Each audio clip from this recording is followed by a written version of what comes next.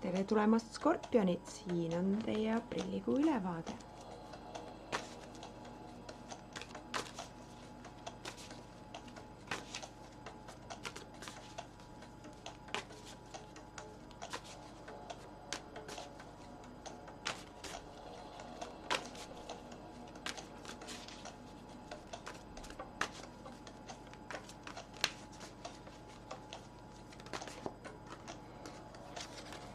Nii, siin kukkus välja kaart, vaatame.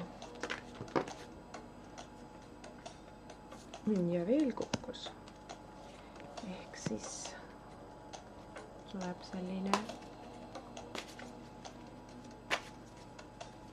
olulisemate teadete ring teile see kuu. Nii, siis jätame selle siia. Võikme mahutada siia kõik need kaardid ära.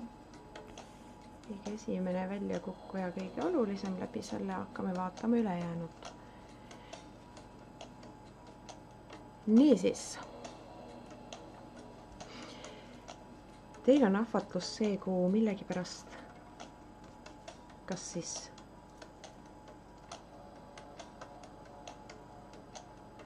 käega lüüa, et võita, või siis võita, et teil mugavam oleks. Ehk siis nii-öelda sõltuvust tekitavad ahvatlused, mis võib olla, mis iganes, mis sõltuvust tekitab, on teil see kuu väga tugevalt.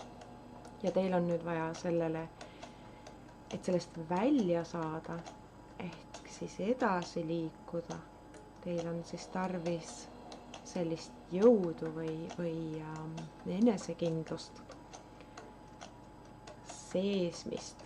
Ja hoida pigem lootust, et võita, mitte alla anda. Sest liiga te teete nende asjadega ainult iseendale.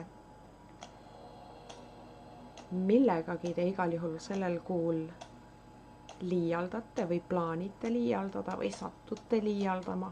Ehk siis, ja teil on alati võimalus öelda ei öelda.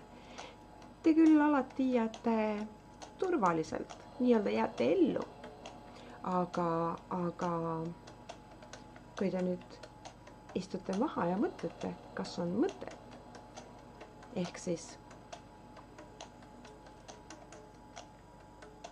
vahest on hea aega maha võtta ja just nagu lõbutseda või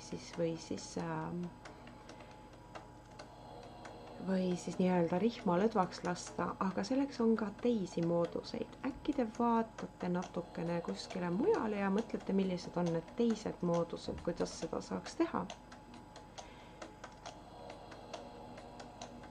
Sest alati ei ole kedagi või mingit olukorda, mis teid välja päästab sellest. See ei kesta just nagu igavesti, et mingil hetkel hakkavad need nii-öelda karmalaksud ka tulema selle eest, et te olete just nagu midagi edasi lükanud või kõrvale jätnud sellepärast, et mitte lahendada ja üritate mingisuguste muude tegevuste või lõbustustega asendada nendega tegelemist iseendas pigem.